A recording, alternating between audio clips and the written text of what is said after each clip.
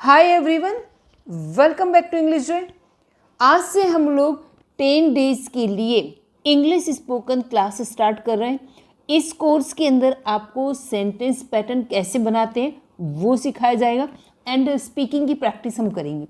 चाहे कितना भी हमें ग्रामर आता हो, इंग्लिश ग्रामर कितना भी आए, मॉडल्स आए, सब कुछ आता है, लेकिन अगर हम बोल नहीं पाते हैं तो उसका मेन रीज़न है कि हमें सुनने को नहीं मिलता। और जब इंग्लिश सुनने को नहीं मिलेगा तो हम बोल नहीं पाएंगे। कोई भी लैंग्वेज है सुनने से ही आता है। हमें हिंदी भी इसी तरह से आई। जब हम छोटे थे हिंदी हमने सुनी है और हमने उसे बोलना स्टार्ट किया। तो English is just a language, इसको भी सुनने से ही आएगा। मेन प्रॉब्लम यह है कि किसी भी जगह हमें इंग्लिश सुनने को नहीं मिलती या बहुत कम मिलती है और इसी वजह से हम इंग्लिश नहीं बोल पाते। आज से ये 10 डेज तक हम ये वाला कोर्स कराने वाले, इसमें 10 दिन तक आप मेरे साथ बने रहिएगा।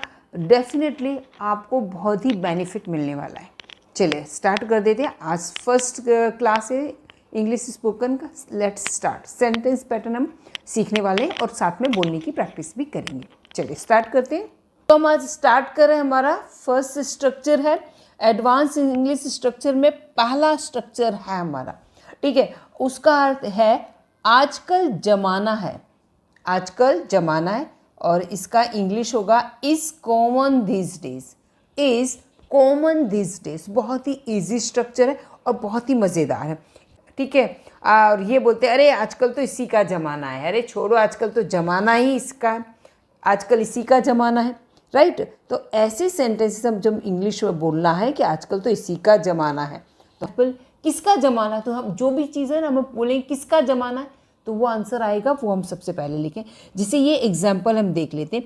आजकल ऑनलाइन खरीदी का ज़माना है। किसका ज़माना है? ऑनलाइन खरीदी का। ऑनलाइन खरीदी का, तो इससे हम शुरुआत करेंगे। आजकल किसका ज़माना है? आजकल ऑनलाइन खरीदी का ज़माना है। किसका? ऑनलाइन खरीदी का।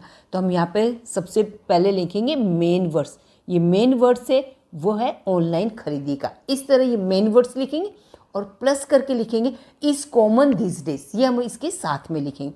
तो आजकल ऑनलाइन खरीदी का ज़माना है, तो यहाँ पे हम स्टार्ट करेंगे online shopping is common this days. Common this days. I hope कि ये समझ में आ रहा हो। नेक्स्ट हमारा है आजकल झूठ का ज़माना है। किसका ज़माना है? झूठ का। जमाना किसका है? झूठ का। तो हम सेंटेंस बनेगा हमारा। झूठ को क्या बोलते हैं? लाई होता है। लाई फर्स्ट है और इसका जो फोर्थ फॉर्म बनाना है, आईएनजी वाला फॉर्म बनाना है, नाउन बनाना है। तो ये आई ई हटा के हमें लगाना है वाई, फिर उसमें लगाते हैं आईएनजी। ये हो गया उसका फोर्थ फॉर्म। तो लिखेंगे lying is common this days. Common this days. I hope ये आया होगा। चलिए आगे बढ़ते हैं। आजकल महंगाई का ज़माना है। आजकल किसका ज़माना है? महंगाई का। तो महंगाई से शुरू करेंगे। अब महंगाई का इंग्लिश क्या होगा? इन्फ्लेशन। देखिए inflation is common this days. Common this days. चलिए अब एक सेंटेंस बताओ। आजकल मतलब का ज़माना है। आजकल किसका ज़माना है? मतलब का। तो आजकल मतलब का ज़माना है, इसको इंग्लिश में क्या कहें? मतलब को क्या कहते हैं? आजकल किसका ज़माना है? मतलब का। मतलब को इंग्लिश में क्या कहते हैं? जैसे मैं यहाँ पे लिख देती हूँ मतलब। स्वार्थ का कहो या मतलब का ज़माना है, आजकल स्वार्थ का ज़माना है, तो इसके लिए इंग्लिश वर्ड क्या है? सेल्फिशनेस। सेल्फिशनेस, ठीक है। ये हो गया। चलो अब मैं कहूँ आजकल पैसों का ज़माना है, ठीक है। आजकल फैशन का ज़माना है, तो मतलब का ज़माना है, पैसों का ज़माना है, फैशन का है। तो यहाँ पे एक वर्ड हो गया मतलब, एक हो गया पैसों का, ठीक है। और पैसों का ज़माना है और एक है फैशन का ज़माना। अच्छा, इनमें से कोई भी एक सेंटेंस आपको कमेंट बॉक्स में करना है। क्लियर हो गया? इनमें से कोई भी एक सेंटेंस आपको कमेंट में करना है अगर आपको ये समझ में आ गया है। चलिए आगे बढ़ते हैं। हम बोलते हैं उन दिनों अंतरजातीय विवाह का ज़माना नहीं था। ध्यान दो, उन दिनों, अभी तो ज़माना है, आजकल इस ज़माना। अब मैंने यह क्या बताया? ज़माना था। कि क्या यहाँ पे सेंटेंस क्या बन रहा है हमारा, जमाना था हो गया तो पास्ट टेंस होगा। तो यहाँ पे हम जब इज कॉमन दिस डेज जो हम ये बना रहे थे, इसमें इज की जगह में वॉज कर देंगे, और उन दिनों तो दिस डेज की जगह में दोज डेज, उन दिनों, ठीक है। उन दिनों अंतर्जातीय विवाह का जमाना नहीं था तो नॉट लगाना है। नॉट किसके बाद लगेगा, तुरंत ही एम इज आर वॉज वर्ग के बाद तुरंत नॉट लगता है, तो यहाँ पे वॉज लगा रहे तो वॉज के बाद तुरंत नॉट लगाएंगे, ठीक है। अब यहाँ पे क्या जमाना नहीं था, अंतर्जातीय विवाह का। यहाँ पे सेंटेंस में क्या है, ये हमारा मेन वर्ड, इससे हम शुरुआत करेंगे। तो अंतर्जातीय विवाह को लिखेंगे इंटरकास्ट मैरिज,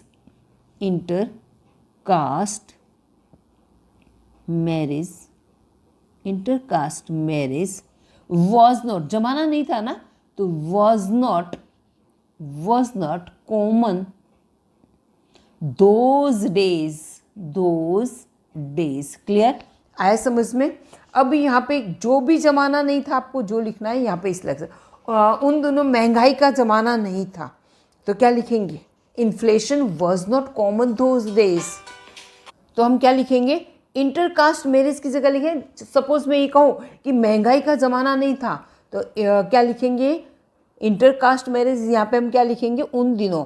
तो inflation was not common those days, inflation was not common those days. अथवा दूसरा एक सेंटेंस में बनाऊँ कि अगर औरतों को नौकरी करने का ज़माना नहीं था, तो क्या हमारा सेंटेंस बनेगा, working woman was not common those days. औरतों का काम करना उस जमाना नहीं था, औरतों का काम करने का, ठीक है। चलिए अगला हमारा देख लेते, उन दिनों विदेश में पढ़ने का जमाना नहीं था। नेगेटिव सेंटेंस वॉज नॉट करेंगे, ठीक है। अब उन दिनों विदेश में पढ़ने का, उन दिनों अभी किसका जमाना नहीं था, विदेश में पढ़ने का। तो विदेश में पढ़ने का क्या आएगा, शुरुआत करेंगे हम, स्टडिंग लिख देते हैं, studying in foreign countries,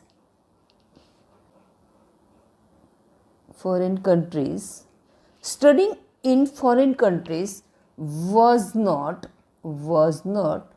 common those days। अब यहाँ पे आप बोलेंगे ये was आया है, यहाँ पे क्या है, was। आप सोचेंगे यहाँ पे प्लूरल है तो यहाँ पे was क्यों है, नहीं, वो उसके लिए स्टडिंग के लिए use, studying in foreign countries, तो पढ़ाई करना, इसके हिसाब से यहाँ पे ये सिंगुलर है, स्टडिंग, इसके लिए यहाँ पे वॉज आया, कंट्री के हिसाब से नहीं आया। चलिए हमारा अगला स्ट्रक्चर है, there is no age bar for, there is no age bar for, उम्र की कोई सीमा नहीं है। बार होना यानी विघ्न होना, मतलब उम्र कोई मायने नहीं रखती है।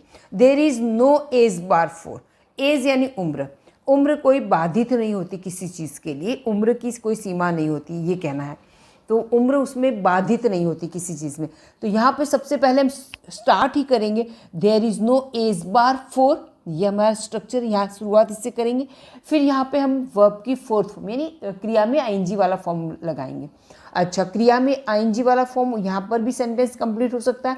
अगर इसके आगे सेंटेंस है तो आगे आप वर्ब की फोर्थ फॉर्म के साथ नाउन का भी यूज़ करके सेंटेंस बना सकते हैं। हम दोनों तरह के सेंटेंस बनाकर प्रैक्टिस करेंगे। सीखने की कोई उम्र नहीं होती, सीखने की कोई उम्र, सीखने को क्या कहते हैं इंग्लिश में, सीखना यानी लर्न, और इसका नाउन क्या होगा, लर्निंग, ठीक है। आईएनजी वाला फॉर्म लगाएंगे, ठीक है। चलिए स्टार्ट किससे करते हैं, कोई उम्र नहीं होती, तो किस चीज़ की उम्र नहीं होती, सीखने की, तो ये हम सबसे लास्ट में लिखें, सीखने की, ये हम सबसे लास्ट में लगाएंगे, ठीक है। कोई उम्र नहीं होती, उसके लिए हमें यहाँ पे स्टार्ट करना है, there is no age bar. सबसे पहले क्या लिखेंगे, there is no age bar for, there is no age bar for, उम्र नहीं होती, किसकी उम्र नहीं होती, सीखने की, तो फॉर लर्निंग, ये आ गया। ये क्या हो गया, वर्ब की, ये हो गया वर्ब की फोर्थ फॉर्म। अभी इसके साथ मैं आगे ये कहूँ कि इंग्लिश सीखने की कोई उम्र नहीं होती, तो यहाँ पे फुल स्टॉप कर देते। लेकिन अगर मैं यहाँ पे कहूँ कि इंग्लिश सीखने की कोई उम्र नहीं होती, तो लर्निंग इंग्लिश हो जाएगा। क्लियर, ठीक है। अब ये कहूँ कि कुछ भी सीखने की कोई उम्र नहीं होती, तो learning for learning anything, learning anything, कुछ भी सीखने की उम्र नहीं होती, यानी कोई भी इंसान कभी भी सीख सकता है। उसके लिए ऐसा नहीं कि इस उम्र में ही सीख सकते हैं और इस उम्र के बाद नहीं सीख सकते, ये सेंस है। चलिए, पढ़ाई की कोई उम्र नहीं होती, पढ़ाई की उम्र नहीं होती, यानी पढ़ाई का मतलब एजुकेशन की, तो उम्र नहीं होती उसके लिए। There is no age bar for, there is no age bar for किसके लिए? फॉर एजुकेशन, फॉर एजुकेशन की, शिक्षा के लिए, यानी पढ़ाई की कोई उम्र नहीं होती, कभी भी कर सकते। भक्ति की कोई उम्र नहीं होती, तो उम्र नहीं होती, there is no age bar, there is no age bar for, ठीक है। अब किसकी उम्र नहीं होती? भक्ति की, तो भक्ति के लिए लिखेंगे devotion, devotion, clear. There is no age bar for devotion. इस तरह से आप बहुत सारे सेंटेंसेस बना सकते हो, ठीक है। शादी की कोई उम्र नहीं होती, शादी की कोई उम्र नहीं होती, तो ये आपको कमेंट में करना है, ठीक है। इजी स्ट्रक्चर है। प्यार की कोई उम्र नहीं होती, हम सेंटेंस बनाने सीख रहे हैं, ठीक है, तो किसी भी उम्र में हो सकता है, तो यहाँ पे लिखेंगे there is no age bar, no age bar for love, ठीक है। चलिए, तो यहाँ पे ये सेंटेंस है, शादी की कोई उम्र नहीं होती, कमेंट में करना है कि 50 साल में भी कर सकता है, कभी भी कर सकता है, ऐसा नहीं है। चलिए, हमारा अगला स्ट्रक्चर हम देख लेते हैं। ये थर्ड स्ट्रक्चर है, ये है, कई बार हम बोलते हैं ना पास थी तो सही, ठीक, कोई चीज़ हमारे पास हो, जैसे मैं कहूँ ना, अरे तुम्हारे पास टाइम था तो तुम क्यों नहीं आए, हम जोर दे के बोल रहे हैं, अरे तुम्हारे पास टाइम तो था, क्यों आए नहीं? अरे तुम्हारे पास गाड़ी तो थी, तो पैदल क्यों आए? गाड़ी तो थी तुम्हारे पास। तुम्हारे पास पैसे तो थे, क्यों पैसे नहीं दिए उससे? तुम्हारे पास समय तो था, तुम्हारे पास मोबाइल तो था, फ़ोन क्यों नहीं किया? तुम्हारे पास लैपटॉप तो था, तुम्हारे पास बुक तो थी, तुम्हारे पास पेन तो था, क्यों नहीं लिखा? तो इस तरह की चीज़ हम बोलते हैं कि तुम्हारे पास वो चीज़ तो थी, यानी पोजीशन वाली बात है। तो इसमें हमारा स्ट्रक्चर बनेगा डिड और हैव लगाना। इसमें सभी के साथ हमें डिड लगाना है। I, they, you, we, he, she, it, any, name, सभी के साथ हमें क्या लगाना? कोई भी करता हो, सब्जेक्ट यानी कोई भी हो, सभी के साथ हमें क्या लगाना है? डिड लगाना और हैव लगाना। सबसे पहले हम लगाएंगे सब्जेक्ट, उसमें बाद में लगाए डिड, हैव एंड नाउन लगाना है, ठीक है। उसके पास कार थी तो सही, वो कार लेकर क्यों नहीं आई? कार तो थी उसके पास, तब हमारा सेंटेंस बनाएंगे उसके पास, यहाँ सब्जेक्ट कोई भी, सबके साथ डिड हैव आएगा, ठीक है। सभी के साथ क्या आएगा? डिड हैव, ठीक है। ये फोर्स वाली, ये जोरदार इंग्लिश है, क्या बोलते हैं इसको? जोरदार वाली, यानी दबाव वाली इंग्लिश, जोर वाली इंग्लिश। उसके पास कार थी तो सही, तो उसके पास अगर ये ही हो सकता है, शी लगा सकते हो, आप ही लिखो या शी, अब कोई भी हो, इसमें आएगा शी और he did have a car. बहुत ही सिंपल है। हम वैसे उसके पास कार थी, उसके पास कार थी, उसके लिए क्या लिखा? हैज़ अ कार, ऐसे लिखते हैं, ठीक है। पर यहाँ पे उसके पास कार तो थी, कार तो थी, उसके पास कार तो थी, तो यहाँ पे एक पोजीशन वाला सेंटेंस है। क्या है? पोजीशन वाले सेंटेंस बना रहे, मालिकी दर्शाने वाले, खुद की मालिकी बताने वाले। चलिए, यहाँ पे डिड आएगा, ठीक है, उसके पास कार थी, ऐसा है तो आएगा, हैज़ आएगा, बाकी इसके यहाँ पर आएगा थी। चलिए अगला है, तुम्हारे पास पैसे थे तो सही, तुम्हारे पास पैसे तो थे, फिर क्यों नहीं दिए? या फिर तुम ऑटो करके क्यों ना आए? तुम्हारे पास पैसे थे तो सही, तो यहाँ पर लिखें you did have money, you did have money, तुम्हारे पास पैसे तो थे, you did have money, you did have money. उसके पास समय था तो सही, उसके पास समय तो था, तो लिखेंगे उसके पास she did have time, she did have time. देखिए कितना इजी स्ट्रक्चर, आप चाहे वो चीज़ लिख सकते हो। स्ट्रक्चर भी मैंने बता दिया कि यहाँ पे ये डिड लगाना और यहाँ पे डिड हैव के बाद नाउन लगाना, और ये सब्जेक्ट किसी भी सभी के साथ डिड हैव आएगा। चलिए आगे बढ़ते हैं। लता के पास मोबाइल था तो उसने कॉल क्यों नहीं किया? तो यहाँ पे हम लगाएंगे, ये आपको कमेंट में करना है। चलिए, हमारे पास कारण था तो, हमारे पास कारण था तो, वहाँ न जाने के पास हमारे पास कारण था तो फिर हम क्यों गए वहाँ पे? हमें नहीं जाना था, तो हमारे पास कारण था, तो we did have a reason, we did have a reason. ठीक है, चलिए अगला स्ट्रक्चर हम देख लेते हैं। किसे पसंद नहीं, किसे पसंद नहीं, तो हम कई बार बोलते हैं ना, अरे यार पैसा किसे पसंद नहीं, अरे बारिश किसे पसंद नहीं। सब कहने का मतलब ये होता है कि जस्ट हम क्वेश्चन नहीं कर रहे, हम जस्ट ऐसा बोल रहे कि ये तो सबको पसंद होता है ना। बारिश तो सबको पसंद होती है, नए कपड़े किसको पसंद है, नए कपड़े तो सबको पसंद होते हैं। ठीक है, और ये अच्छा खाना किसको पसंद नहीं होता, सबको पसंद होता है। कि ज्वेलरी किसको पसंद नहीं होती, सबको पसंद होती। सबको जो चीज़ अच्छी लगती है उसके लिए हम ऐसे बोलते हैं क्या, ज्वेलरी किसको पसंद नहीं, यार पैसा किसको पसंद नहीं होता है। कहने का अर्थ है सबको पसंद होता है, पर हम क्वेश्चन पूछ नहीं रहे, हम क्वेश्चन के फॉर्म में बता रहे हैं कि ये तो सबको पसंद होता है। तो किसे पसंद नहीं, तो इसके लिए सेंटेंस में who does not love, who does not love. आप इसको हु डजंट लव ऐसा भी बोल सकते हो, बोलने में स्पोकन में who doesn't love, who doesn't love, who doesn't love. एक बार ये इतना याद कर लीजिए, हु डजंट लव, क्या बोले, हु डजंट लव, क्या बोला, हु डजंट लव। चलिए हु डजंट लव के बाद यहाँ पे हम आईएनजी वाला फॉर्म और नाउन लगाएंगे। या तो हम आईएनजी वाला फॉर्म लगेगा, वर्ब की फोर्थ फॉर्म आ सकती, अथवा तो नाउन आ सकता है। दोनों में से कोई भी हमें एक लेना है, दोनों में से कोई भी एक। ठीक है, और कई बार दोनों भी आ सकते हैं, सेंटेंस पे डिपेंड करेगा। ठीक है, बारिश किसे पसंद नहीं, दोनों का यूज, इन दोनों का यूज करके बताएंगे। ठीक है, बारिश किसे पसंद नहीं, किसे पसंद नहीं, उसके लिए हम सबसे पहले क्या लिखें, बारिश किसे पसंद नहीं। तो बारिश जो शब्द है वो हम लास्ट में लिखें, किसे पसंद नहीं। तो सबसे पहले हम क्या लें, हु डजंट लव लिखेंगे, हु डजंट लव। अब बारिश के लिए क्या आएगा, who doesn't love rain, who doesn't love rain, question mark तो लगेगा। ठीक है, हु डजंट लव रेन, बारिश किसे पसंद नहीं है। तो who doesn't love money, who doesn't love money, पैसा किसे पसंद नहीं है। ठीक है, ये हमारा हो गया, ये हो गया अकेला नाउन हो गया। ठीक है, ये हमने नाउन का यूज़ किया।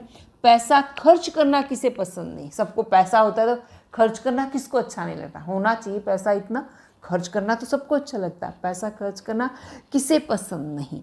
तो लिखेंगे who doesn't love, who doesn't love love spending, spending का मतलब खर्च करना, मनी बिताना भी होता है, लेकिन यहाँ पर हमारा मीनिंग है स्पेंडिंग यानी खर्च करना।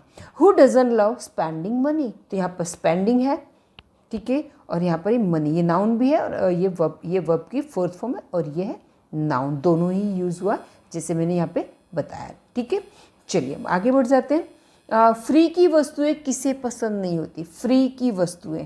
ठीक है, ये आपको कमेंट में कीजिएगा। ठीक है, प्रशंसा किसे नहीं पसंद, तो किसे पसंद नहीं, who doesn't love, who doesn't love, किसे पसंद नहीं, क्या, एप्रिसिएशन, एप्रिसिएशन, एप्रिसिएशन का मतलब हुआ प्रशंसा, किसे पसंद नहीं।